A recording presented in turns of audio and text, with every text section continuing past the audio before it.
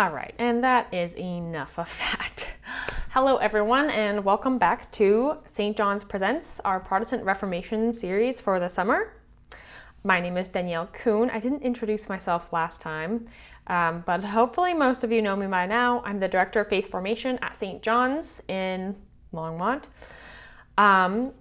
Quick disclaimer, which I also forgot to do last class. I do not have a PhD. I am not an expert in history. This is just a topic I like to talk about, and that I think in general most Catholics should be a little bit more educated on. So, yeah. You might notice I have a slightly different background and worse camera quality this class than in past classes. This is because I am actually not at home in Colorado right now. I'm in Michigan, and I did not feel like bringing all of my camera equipment. I still brought my little lapel mic, but not my tripod that gives me a little bit better camera quality. Okay, so last class we talked about Zwingli, who was the most prominent figure in the Swiss Reformation, in the Swiss Reformed movement. Talked about how he departed from Luther in a good number of ways, most of all being how his big focus was on what were the aspects that made up pure worship and the right religion. Zwingli is very focused on making sure we're doing the right actions in our religion, whereas Luther wants to get away from actions, get away from any kind of focus on things that people do having merit. And then also they have a huge kerfuffle over the Eucharist, and they have a big disagreement about that. At the meeting of Marburg, they realize how deep the divide is between them, and they realize that they're going to be going their two separate ways for pretty much the rest of history forever. Goodbye. So that was last class. This class, we're looking at a figure that I think, figures that are a little bit more colorful than Zwingli. Zwingli's kind of a stiff guy, though not as stiff as Calvin, and we'll get to him next week, but Calvin is in a category of his own for being kind of cold, aloof, and very stiff. But this class we are talking about the Radical Reformation, which concerns mostly the Anabaptists. And I want to start with a quick little anecdote. In 1526, a man named Felix Manz, M-A-N-T-Z, although sometimes it's spelled differently. Felix Manz was rowed out onto the Lamott River in Zurich with his hands and his feet bound, as depicted in this piece of artwork, although I've stared at it at good length and I can't really understand how it's supposed to depict Felix being drowned, but apparently it is. It's a depiction of that. And he was tossed overboard, and Felix Manz was killed. He had been condemned to death by drowning by Zwingli and other Swiss reformers in the city of Zurich, because Manz promoted and preached on this idea of re-baptism. So I've touched briefly in past sessions on how people like Luther and Zwingli were staunchly against rejecting infant baptism. That is, they were proponents of keeping infant baptism. As Catholics, it's kind of maybe taken for granted sometimes that, we baptize our babies pretty much as soon as they can handle water being poured on their head. But it's a hallmark of many Protestant denominations and Protestant reformers to reject infant baptism and say that real, authentic baptism can only be given to adults. And Manz believed this, and he was a big proponent of it. And for this belief, he was condemned to death by drowning by Zwingli. He was not in line with pure, right religion in the eyes of Zwingli and the other Zurich leaders of the time. Felix had the privilege of being the first Protestant to be martyred by other Protestants. Congratulations, Felix. Felix had a sola scriptura interpretation of the New Testament that believed in adult baptism and that the church could only be composed of adults. You could certainly make a case that Felix's belief was the more authentic and logical conclusion of a lot of the Protestant reformer theology And I touched on a few classes back how the fact that rejecting infant baptism would create mass societal chaos more than likely played into the fact that Luther and people like Zwingli kept infant baptism around instead of rejecting it and saying like, oh no, I think only adults can be baptized. We can't say for certain, of course, and Zwingli has a lot of writing actually very clearly defending his position against the Anabaptists, and he has a number of different scriptural passages that he quotes, including instances where he says that the apostles baptized whole households. So if they can baptize whole households, of course they can baptize babies. And this was kind of a back and forth dialogue that occurred between these Anabaptists and Zwingli. Zwingli was very, very staunchly against the Anabaptists, so much so that he condemned them to death, like poor Felix, who was drowned in the Lamont River. So authorities had a lot of fears over rebaptism, again, because of the chaos that it could create, but also religious authorities had concerns about rejecting infant baptism and saying that only adults could be baptized. What would happen to church membership? Would many adults want to be baptized? Would they want to go through the hassle as adults? There is a reason that the Catholic Church is like, get your kids baptized as soon as you can, because otherwise, if you push it down the line, and I know as someone who works with a lot of families who are in this situation, if you push it down the line, if your kid is over the age of 7, that means they need to go through 2 years of religious education, receive all their sacraments at once. They're considered child catechumens. It's a whole thing. It's so much easier to get them baptized as infants. Where was I? Yes, okay. So church authorities had a legitimate concern in saying, will adults even want to get baptized? Are they going to want to jump through that hoop? They also feared that it would weaken the relationship between the church and the state, because baptism was the means by which someone was made a citizen. You weren't really legitimate unless you were baptized. So church authorities and state authorities had a stake in keeping infant baptism around. I have a quote, not from any reformer, but just from a scholastic work on the Reformation that said, in many ways there, the Anabaptists, literal interpretations of the Bible, and especially the New Testament, followed the reforming principle of sola scriptura to logical conclusions. Again, Zwingli would dispute this, and for that matter, the Catholic Church would dispute this, but there is a line of thought where if you dismiss the tradition and the magisterium of the Catholic Church and you read certain lines very, very literally and allow no other nuance, it becomes a logical conclusion that infant baptism would be rejected. All that to say, the Anabaptists weren't crazy. They weren't trying to start a rebellion. They weren't trying to buck all authority. They were just trying to be authentic to their interpretation of Scripture that they arrived at via sola scriptura. So they believed that infant baptism was completely null and void, and that additionally, any church that practiced infant baptism, it was basically like a mark of the devil. Like if your church baptized babies, that was a clear sign that this church was fallen and the devil was at work in that church. The radical reformers, or Anabaptists, were kind of the third major branch of Protestantism at this time. It's kind of debatable whether you want to say Calvin was different, like a different branch of Swiss Reformed, or whether you would want to keep the Swiss Reformed of Zwingli and Calvin in the same category. So maybe there are 4 branches, and then if you include England and Scotland, maybe there's 5 or 6 branches.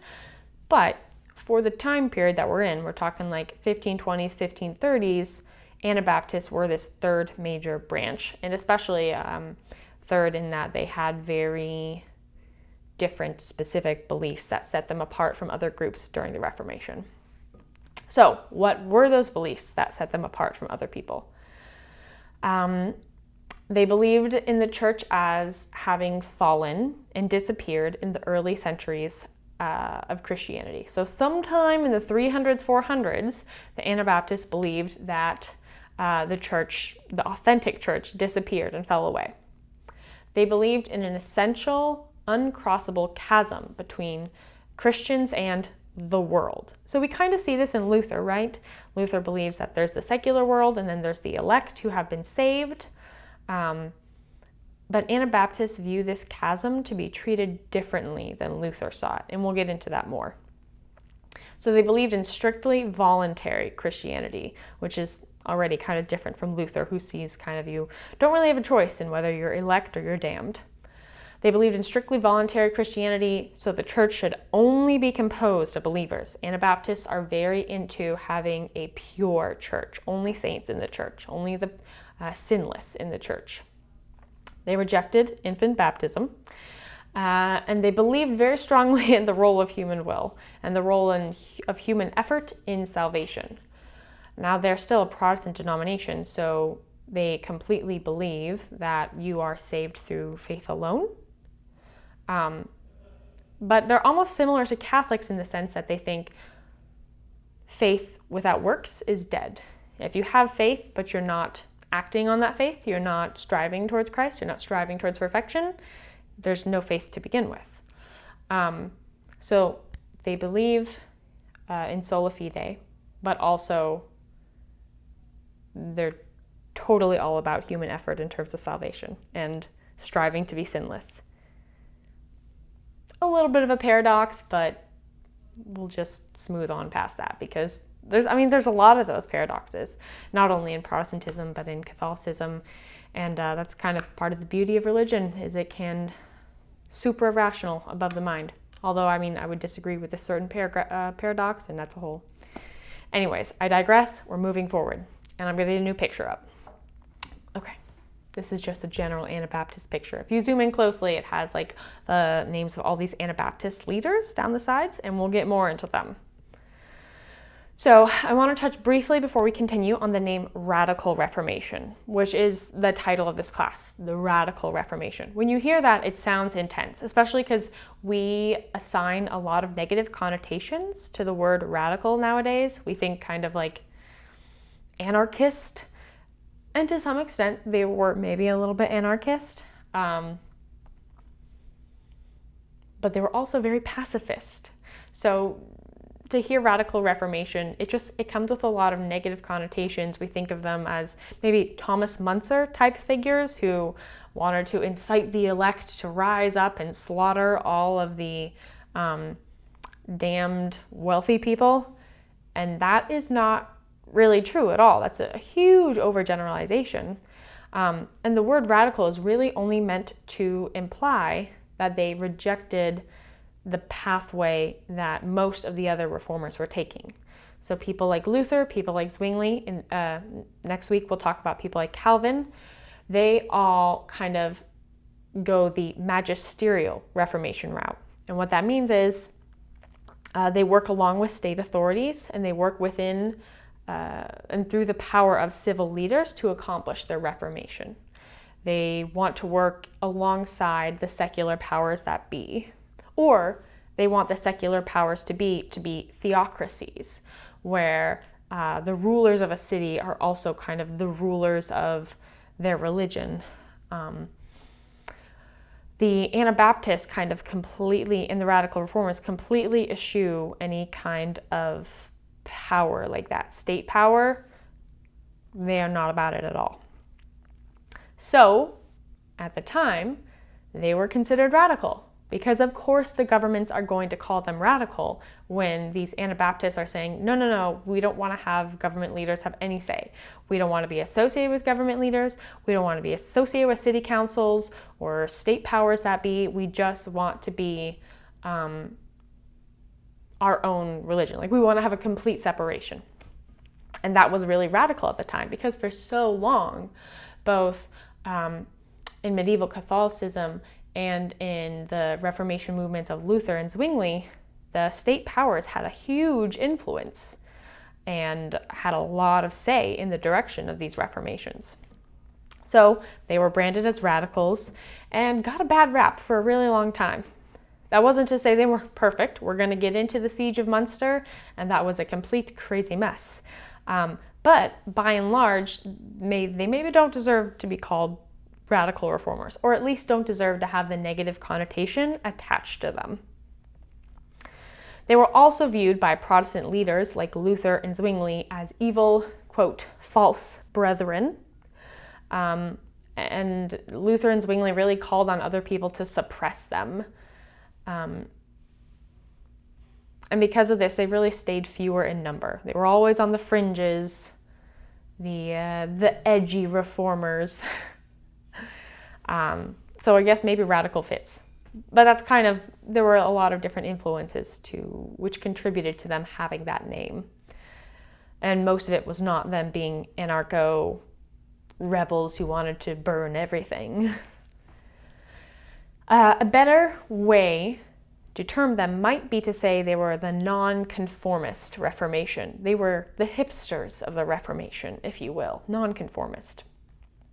Historians at the time kind of paint them in a bad light because historians were the people who were powerful and on top, and the non-conformist reformers were never the people who were powerful or on top. They just kind of were never the winners. Okay, so a contemporary of Max Weber's, I mentioned him a while ago when I talked about the book he wrote on the Protestant work ethic. Ernst, I'm not going to be able to say his last name, but it's like Troeltsch. I should never take German ever, or maybe any other foreign language. But Ernst Troeltsch, contemporary of Max Weber, went so far as to call these reformers, nonconformist reformers, progressives and liberals and leftists, which I kind of think is funny today because what we think of as liberal and leftist is maybe completely opposite of these Anabaptists who were so on fire and intense about their religion and being sinless and pure and having a kingdom of saints. But for the time period, they were those progressives. We kind of owe a lot to the Anabaptists in terms of ideas that they supported, fermented, and helped grow.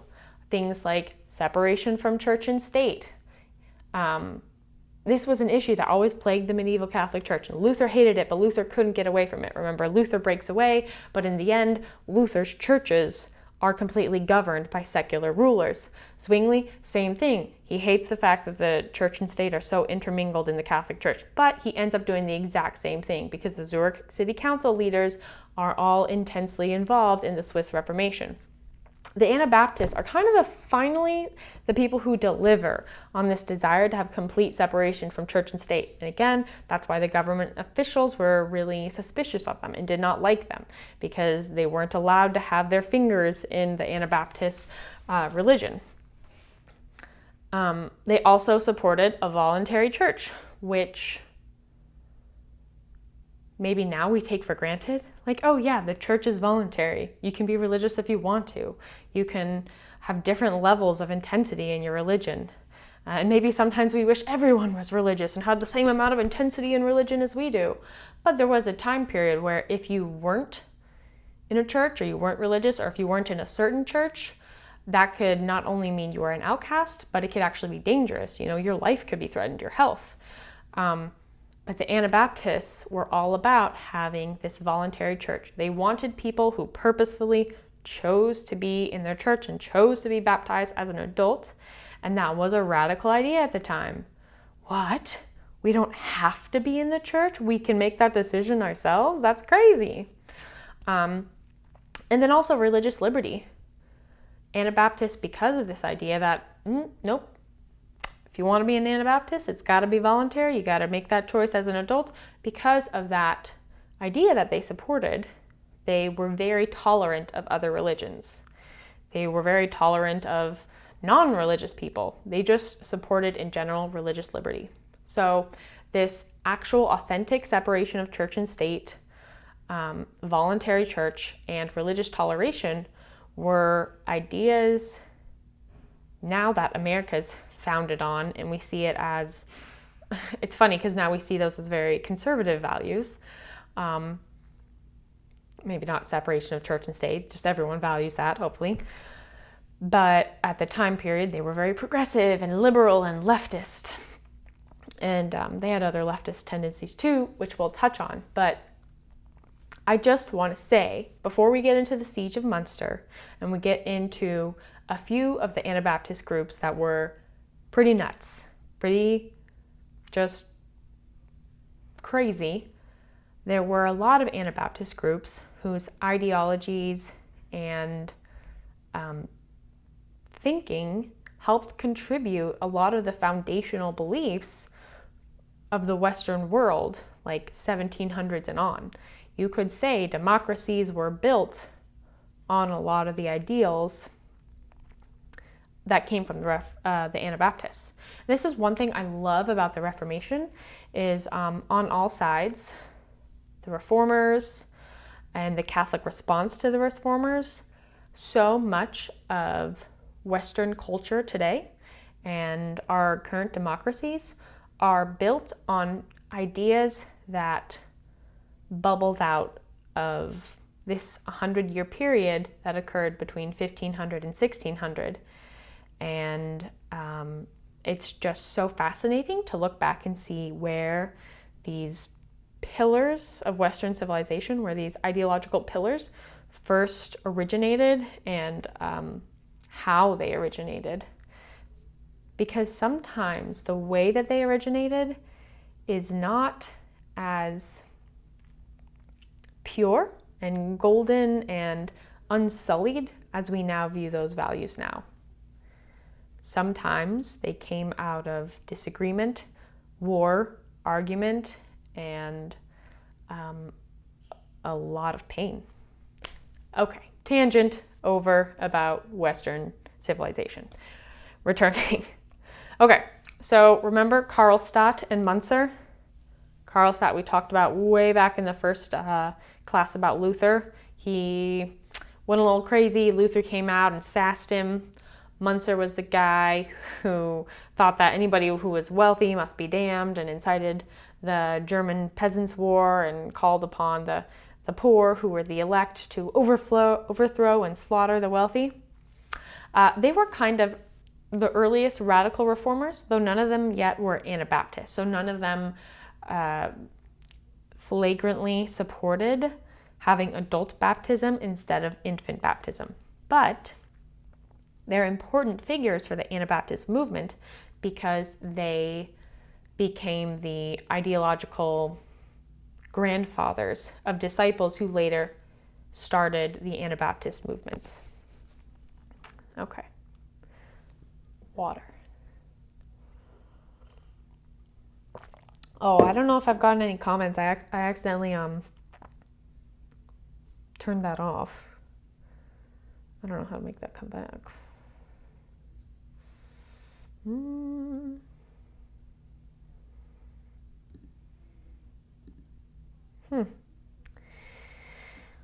Well, I don't know where that feature... Oh, there it went. There it went. Oh, good. There's been no comments. Shocking. Absolutely shocking. I haven't gotten any questions yet. I'm usually just bubbling with questions at this point in time. That reminds me, I still want to address that Carl Rayner comment from last week, and I do plan on doing that. Okay.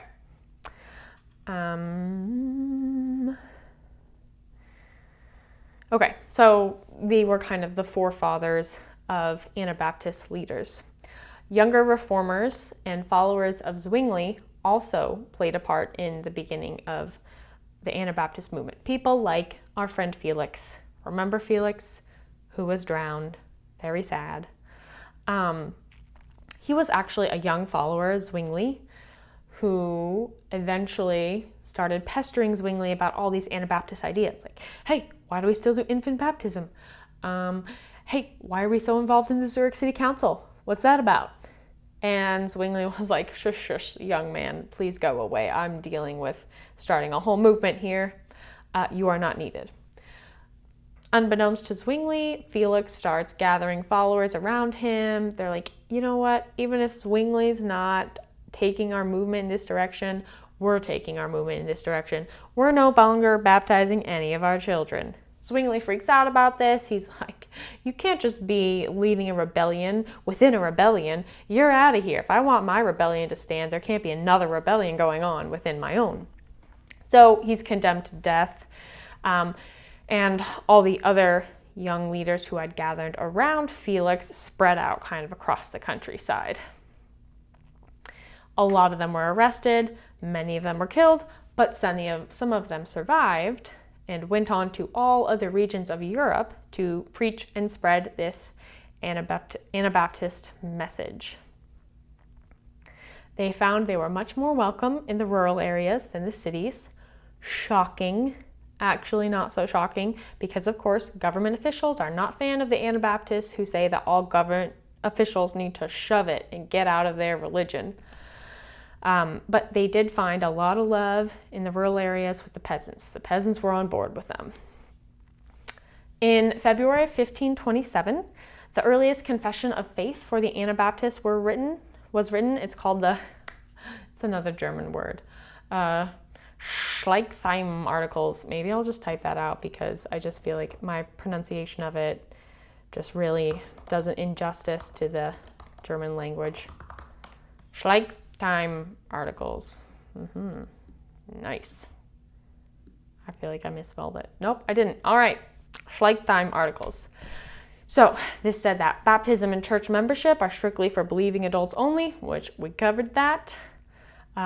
Discipline is to be maintained solely through the ban or excommunication.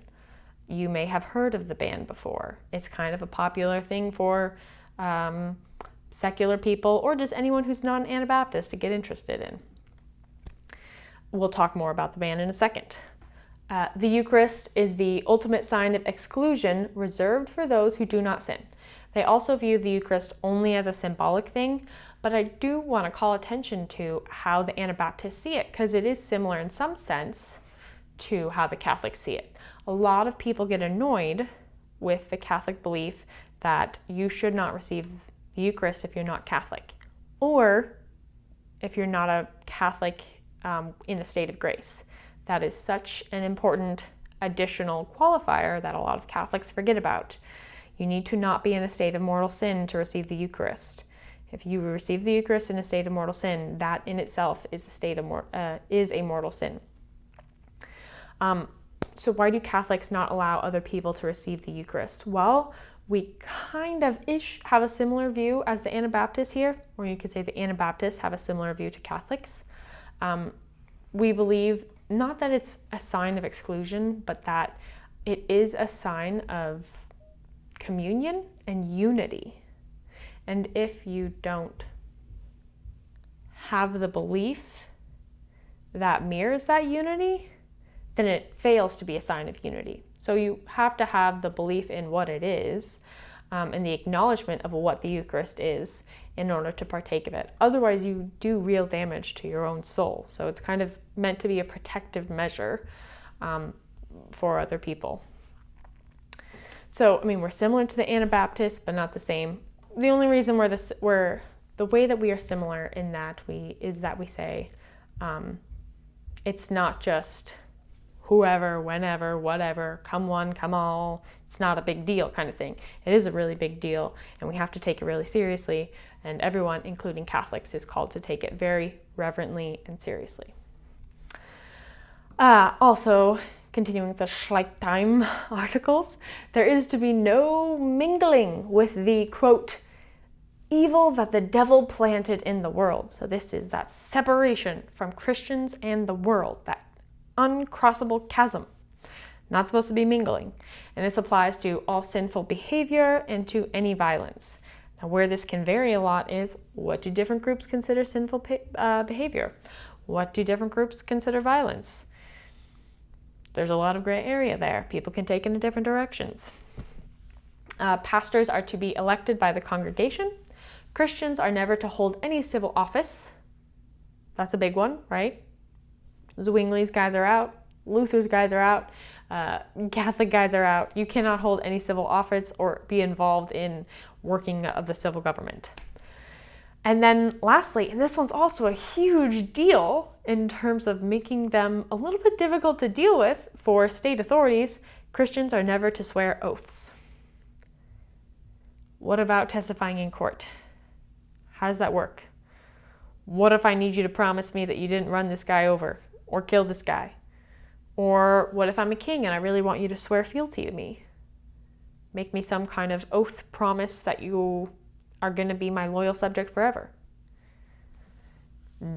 Rulers really did not like that last one, that none of them were allowed to swear oaths, because they were like, how can I ever trust you again? What am I supposed to do with you? So it's very interesting, though, when you look at these articles, how focused on actions this confession of faith is. It is not, like you think of the Catholic Nicene Creed, we don't talk a lot about our morality, what we believe there in the Nicene Creed. We're not like reciting what we believe about sexuality or how you shouldn't gossip or how you need to go to Mass every Sunday. That is not part of the Nicene Creed. It's a lot of abstract theological beliefs, which are the foundation for everything else. The Schleitheim articles are very focused on what a Christian should and should not be doing. But that's the earliest profession of faith. And I just find that very interesting. But it reflects the fact that Anabaptists were very, very focused on the importance of people choosing to do the sinless, pure, saintly thing. The Schleitheim articles were a very different view of how Christians should interact with the world. Because you can think of Luther, he's kind of like, there's all the beasts of the world, and then there's the Christians who are just dung balls covered in snow. Christians should just ignore the beasts and obey the laws that keep the beasts at bay. Zwingli is like, convert all the people to pure and right religion and force it upon them. And the Anabaptists are just like, separate yourself completely. Live according to a higher law. It's not just Luther's ignore those guys and support the law that keeps them at bay. It's like, cut them off. Just violently cut them off. They're out of here. They can't touch us at all. Christianity traditionally is composed of visible and invisible. St. Augustine writes this whole tome of a book called The City of God, which is a meditation on this idea. There's the city of God, but it's within the city of the world. There is the visible and the invisible, the visible church and the invisible church. There's sinners and saints. St. Augustine called it a corpus per mixtum, which means a mixed body, basically. The radical reformers were very interested in having the visible and the invisible be the same thing. So the visible church should only be the redeemed, only those saints. The church must be completely separated from the sinners. It's not just like the Catholic idea would be, we have a whole church and we're filled with sinners. Well, we're all sinners, but like who's to say where anyone's going? There's lots of not so good people in the church. There's lots of amazing people in the church. It's kind of a mixed bag, and we're all here together in this place that hopefully will help lead us closer to God. Anabaptists are like, no, only the saints can be in our church. You do something wrong, you're out of here. You're done. You got the ban on you. And again, we're going to talk about the ban. So because of this, they favor withdrawal from the world. That's easier for them. If you're trying to make a completely visible church, a church completely only filled with saints, you have to kind of withdraw from the world. Because otherwise you're going to be constantly torn back into the world, back into this world of sinners that's around you. I mean, can you think of interacting in the regular world when Anabaptists were not allowed to hold any kind of government community office at all? We're not allowed to swear oaths. We're not allowed to use a sword, participate in war, or any kind of violence. It was just easier for them to completely withdraw and form their own societies. Because of this focus being on visible saints on earth, if one's actions were contrary, if you did something where people are like, oh, you're obviously not being a visible saint right now. What are you doing, Helen? Then you had to be disciplined. They had to try and correct you. There had to be a solution to this problem that you, Helen, has now broken the perfect visible church that the Anabaptist community is supposed to be. So what does Helen get? Helen gets the ban. So the ban was a practice very, very similar to Catholic excommunication, where the Anabaptist was excommunicated from the community. The individual would get 2 private warnings. So it's not just like people are watching you all the time and you slip up one time and you're out of here. You got 2 private warnings. And the 3rd infraction resulted in a public shun. We shun you. The goal in this, sometimes I think it gets a bad rap, but the goal in this is always correction. So the ban doesn't mean you're permanently ousted. It's meant to kind of make you aware, snap you out of it. Just like Catholic excommunication. It's like, hey, you done messed up, Helen, get back in line. But in a quiet, nonverbal way where no one talks to you. They didn't believe in physical violence, so any kind of chopping off of fingers or torture or even jail was really sort of out of the question, because any of those things would harm the person. So this is how they would punish. They believed they could not just allow a member of their community to remain in error. So people see this a lot of times as really cruel, but it's a community's solution for a non-violent way of trying to bring a member of their community back into the fold, and also they'll make them aware that they did something wrong. Okay, lost myself in my notes a little bit here. Okay, as a general whole, Anabaptists are extremely peaceful people. The vast majority of them were pacifists. Again, they said one tenet of their faith was that you could not participate in war, you could not pick up a sword. They were really big on truly living out to the fullest extent what they saw in the Bible. Sometimes this got them into a little bit of hot water. But in general, they were people who often shared property in common. They were kind of also leftist in that way. They had a lot of communal societies. Everything was shared. Meals were all together. Sometimes there was no private property in a scary way. They favored equality among all people, which was great. I'm trying to build them up because they did do some really great things and had some really great ideologies. I still think they were wrong. But I want to acknowledge that they had a lot of good things that they brought to the table for, in terms of contributing different ideas to the Western world. And I want to make sure I communicate that point that I think they brought some really great ideas before I tell the story of the Munster Rebellion, because that makes them look not awesome. But it's important to tell that story because that really bad PR that it created for them lasted for centuries afterwards. And no doubt is one of the reasons there is not a thriving Anabaptist denomination throughout the world today. There are small ones and we'll get to them, but okay. So they were very fractured as a group because they withdrew, because they rejected positions of power or government office. Because of that, there wasn't like the League of Anabaptists or the Council of Anabaptists. They were more like in pockets throughout the countryside and throughout different kingdoms. And some were a little bit more intense and very different than others. Janelle, I just want to say I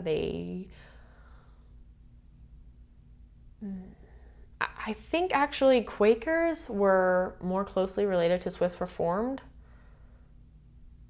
But people like Amish, Mennonites, they're very related to the Anabaptists. And, the Quakers might have roots in Anabaptists. I think I have notes on that at the end of this lesson. So we'll see.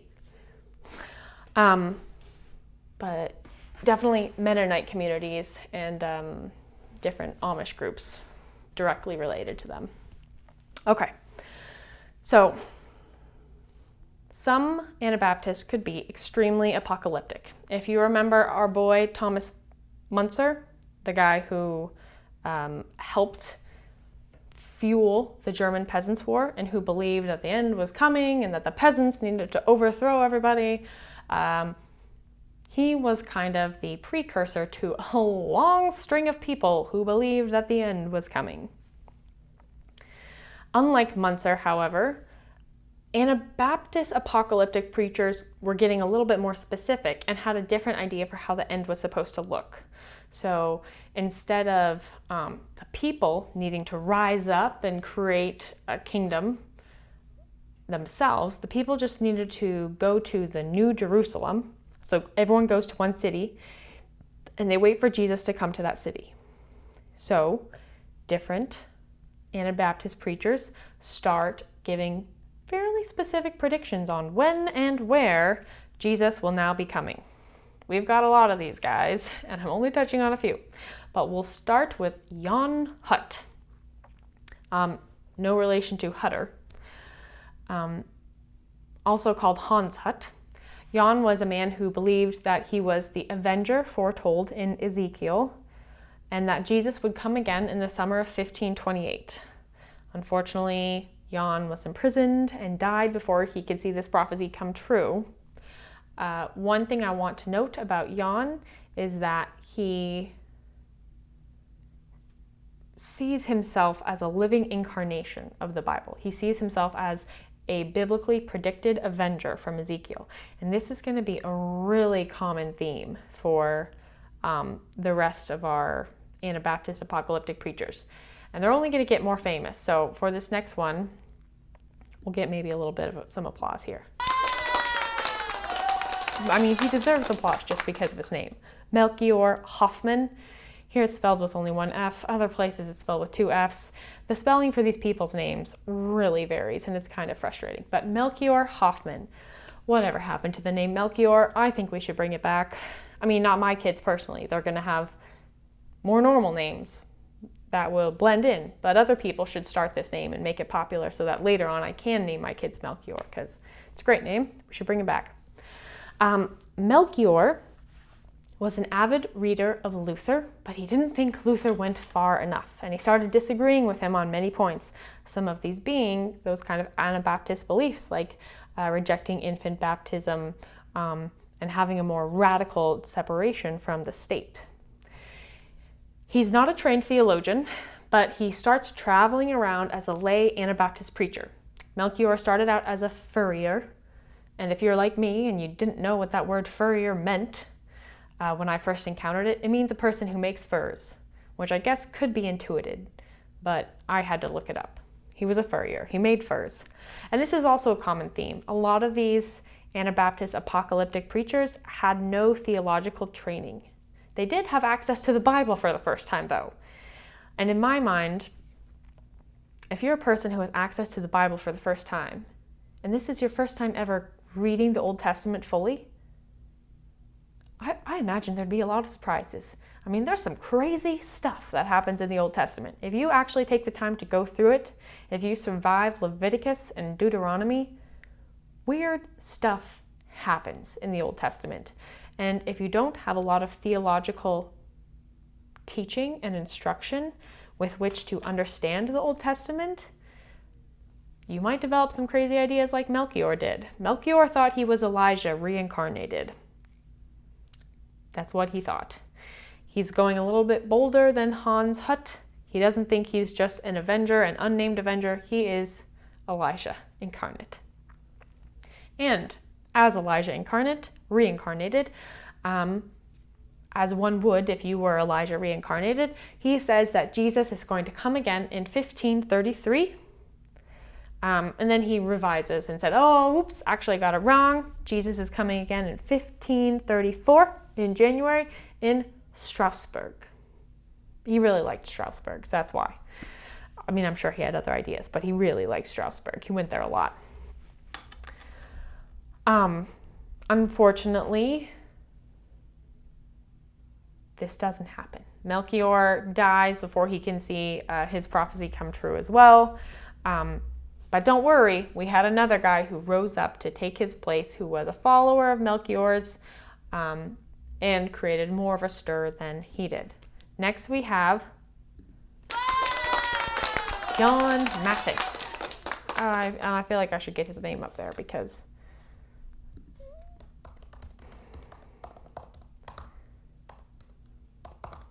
all right, Jan Mathis. I could not find a better image than one that said Getty Images on it. I'm sorry. His name is spelled so many different ways. It's ridiculous and crazy and really, really frustrating, but I'm going to stick with this one, Jan Mathis. He was he's the baker. I have a little, there it is. Okay. We'll get to John too, but Melchior Hoffman thought he was a furrier turned preacher. Jan Mathis was a baker turned preacher. Later we'll talk about other John. He was a tailor turned preacher. Again, none of them had the theological training. Maybe perhaps why they kept reading themselves as reincarnations of the Old Testament. Jan here believed that he was the reincarnation of Enoch in the Old Testament. And he said that Jesus would be coming at Easter in 1534. And he said, Melchior got it wrong. It's not going to be in Strasbourg. It's going to be in Munster, Germany. So in Munster, tons of people start pouring in because Jan's a very charismatic guy and they believe him. Tons of people from the countryside begin pouring in for Jesus' anticipated coming for this Easter in 1534. So much so that they gain control of the government in Munster. And they elect a new city council that are all people who support Jan. And they kicked out 2,000 other Munsterites. And they're all men that they kicked out. They kept all the women. Soon, Easter has not come yet, but soon they begin reforming the city. They want Munster to be the new Jerusalem, the shining kingdom on a hill, the Christian society set apart that will dazzle Jesus when he comes. So, these are not just little reforms, these are intense. Private property, gone. Titles and contracts, gone. All money in general and funds, confiscated. So not technically gone, but in the hands of the Jan supporters, the Jan City Council.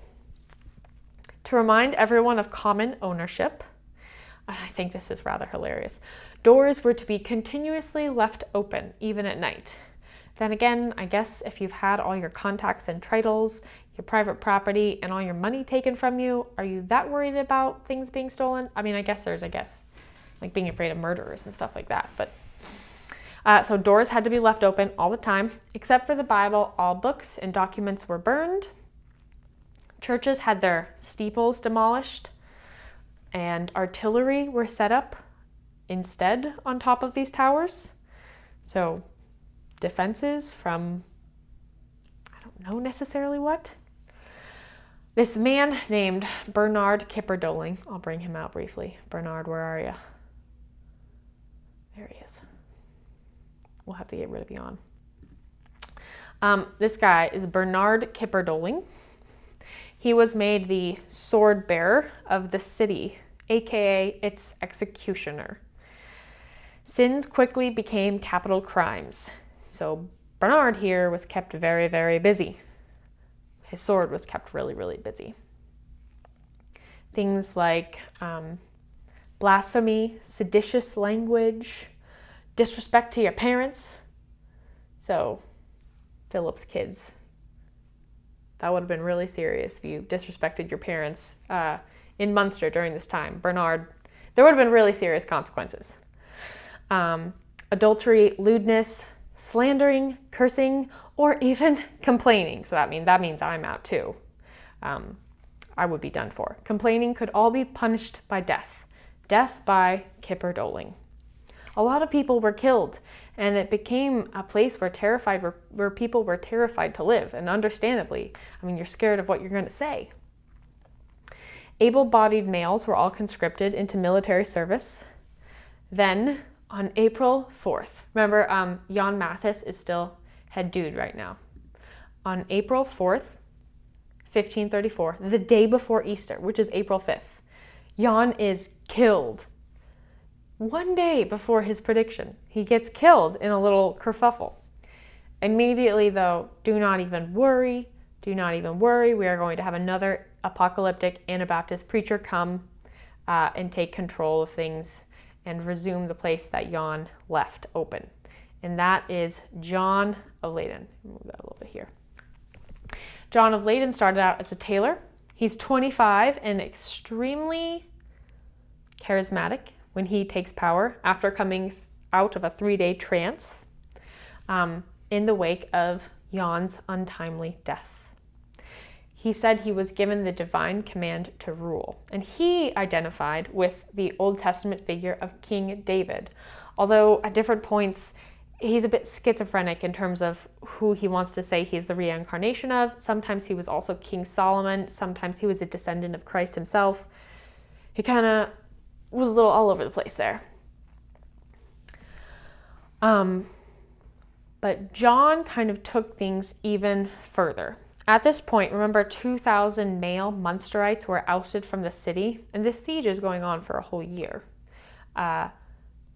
John says that polygamy is now legal because we've got a lot more women than we have men. And John himself takes on 16 different wives. One of them is the widow of Jan, the guy who died on April 4th. And John declares her to be his queen. John also says he elects a whole nother city council for which he is the supreme controller, and he declares himself the king of righteousness over all, a direct successor of King David, Christ, and Solomon. Powerful guy. All of these things were justified through scripture and claims of direct divine message. So I think, again, this highlights here that there was a danger in Sola Scriptura. There is a danger that accompanies the goodness of the Bible being available for all. Again, I am not saying that we shouldn't have the Bible be available for all. What I am saying, though, is that the Munster Rebellion is a example of how it can be used to convince people of things that are not great. It can be dangerous. People in Munster at this point, they've been in here a year. They're starving. There were rumors of cannibalism during this time. People are trying to flee, but it's really difficult, and a lot of times if you try to flee, you get executed. It was a really terrifying place to be. It was not a shining city on a hill. It was an oppressive dictatorship that was really violent too. It was not living according to Anabaptist, the majority Anabaptist ideals by any means. Finally, though, at this time, Catholics and Lutherans have joined forces because they're like, listen, we might disagree with one another, but we have to get rid of this guy because he's crazy. So on June 25th, 1535, it's been a long time. John came to power in early April of 1534. So it's been 14 months with this guy who thinks that he's Jesus, David, and Solomon all at once as your ruler with his 16 wives.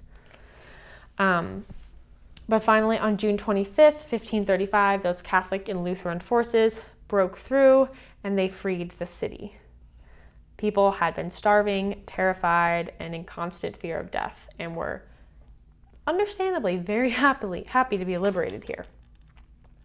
So what happened at Munster, even though it's just one city, quickly rippled throughout all of Europe. As you can imagine, this is kind of a juicy story. It's like, oh, did you hear what happened at Munster? That guy John thought he was Jesus. This quickly spreads all throughout Europe, and Anabaptists have terrible PR because these guys were associated with them. They were the ones who were preaching adult baptism. They were preaching a city set apart, a Christian society that pushes away the secular and tries to purify itself completely. This was a really bad look for the Anabaptists. And Catholics, Lutherans, Zwingli's people, state governments, everyone was eager to seize on this one story and paint Anabaptists as really, really dangerous. And like if you allowed them to get a foothold in your society, then they were going to, overthrow your city and, introduce polygamy. So it created a lot of fear of the Anabaptists. Many Anabaptists from the Munster area, which is in northern Germany, they were grouped under the guidance of pacifist Menno Simons. Let's bring Menno in here. Welcome to the ring, Menno. Menno, if you've maybe put together, started the group of Anabaptists that have continued today, and we now know them as Mennonite. Menno was a staunch peacemaker and really did wonders for their public relations. I mean, as much as he could at this point. He used ritual to give a sense of separation from the world instead of physical separation in their own city. And again, today we still know of Mennonites who are the spiritual descendants of the Dutch, German, and Swiss Anabaptists today. A few takeaways from our radical reformers. They were the first Western Christians to completely break away from the medieval symbiosis of church and state and to say that church membership was not compulsory, which was huge and a good thing. They're always going to remain on the fringes of the Reformation, though, because they're viewed as so dangerous and so radical by all the people who are in power. Except for a few apocalyptic activists like the ones that we went through today, radical reformers on the whole really champion toleration and the right of each individual to choose his or her own faith. And this made them really progressive, for the time period. Different. It may seem contradictory because of things like the ban, but they didn't force their faith on people. Simply, they just made it kind of really exclusive. Okay, so I didn't have any notes on Quakers at the end, but I just feel like there's something in the back of my mind saying that Quakers are more closely connected to Swiss Reformed groups. So I'll have to check on that. But on the Karl Rahner question from last week. Karl Rahner, I knew that name sounded familiar, a huge theologian, enormously influential in Vatican II, and also a wickedly smart guy whose writings touch on many, many, many different areas of theology. I think maybe he might be most well known for his writings that say all different religions can touch on aspects of truth. This was at least my thought when I go back to the question of what would be Karl Rahner's take on the Reformation. Difficult to answer because I'm not widely read on Karl Rahner. I wish I was, and maybe someday I hope that I will be, but I haven't read too much of his stuff yet. So I kind of hesitate to make any broad statement on how Karl would, what his take on the Reformation would be. But if we're going through the vein of how Karl wrote about all aspects, all religions touch on some aspect of truth, which I feel like it's difficult for me to 100% say that because I don't know if I know all religions. I don't know all religions, so maybe there is a religion somewhere practiced by somebody, which I'm like, literally none of what you're saying touches on any aspect of truth. That could be out there. But I do agree that the majority of religions do touch on some aspect of truth. I think the religious urge that rises up in, people across time universally is an urge towards truth, and especially that super rational truth that sometimes we can only feel with our souls but not necessarily completely grasp with our minds. And so if we're going from that perspective, he might say the reformers are all trying to grasp at truth, but they're human, so they fail a lot of the time. They get some things right, but they also get a lot of things wrong. But I think, to be completely fair, if I really wanted to provide a good answer on what Karl Rayner's take on the Reformation would be, I need to be a Karl Rayner scholar because he has so much writing. To completely understand his views, I would need, a few years, and then I might be qualified to say what his take on the Reformation would be. As always, if anyone has any other questions, I'm going to get rid of Menno here. You can send me an email at daniellec@johnthebaptist.org. I love questions, especially ones that are hard, or ones that won't take too long to figure out, like the Anabaptist and the Quaker question. Also, register for RE if you haven't. If you have kids, do it. It'd be great. Or register for RCIA. All the plugs at the very end when probably not many people are still watching. Okay, anyways, next week we are talking about Calvin, who, he's a big theologian, big deal guy. He is probably the best writer of the Reformation. Yeah. Thank you all for joining me tonight, and live from Michigan, good night.